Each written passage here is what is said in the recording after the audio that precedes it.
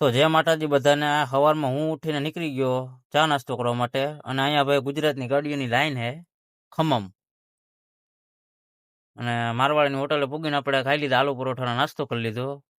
અને ત્યાં મામાએ કરી લીધો ટ્રાન્સપોર્ટ વાળાને ફોન, અને ટ્રાન્સપોર્ટ વાળાને રાહે બેઠા છે, કેમ કે આપણે અહીંયા મૂકવા આવવાનો છે.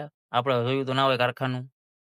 અને ફાઇનલી આપણે પૂગી ગયા માર્બલ ભરવાના લોકેશન ઉપર. અને હવે અહીંયા ગાડી ભરવાની વાર હતી, તો હું આપણે અંદર આટો મારી લીધો. અહીંયા માર્બલનું કટિંગ હાલે છે, અને અહીંયા હે આપણે ગાડી ભરવાની છે, માલ કાઢે છે, માલની તૈયારી કરે છે, ને આપણી ગાડીમાં પડી છે. 15 મિનિટ રાહ જોઈને આપણી ગાડી લગાડી દીધી છે. અને આ ભાઈ ઠાઠામાં કંઈ ખરી કરે છે, આપણે ખબર નથી. નાના નાના પાણકા મૂકે છે. અને આ આપણે હે માર્બલના વચાર મૂકવાની પટ્ટીઓ. અને ભાઈ 15 મિનિટ પછી આપણે ગાડી લોડિંગનું કામ ચાલુ કરી લીધું હવે. અને અહીંયા આપણે 10 થી 15 મજૂર હતા, અને ગાડી ફટાફટ ભરી દીધી છે. અને હવે આપણે જવાનું છું બીજા કારખાને, કેમ કે માલ અહીંયા ઓછો છે.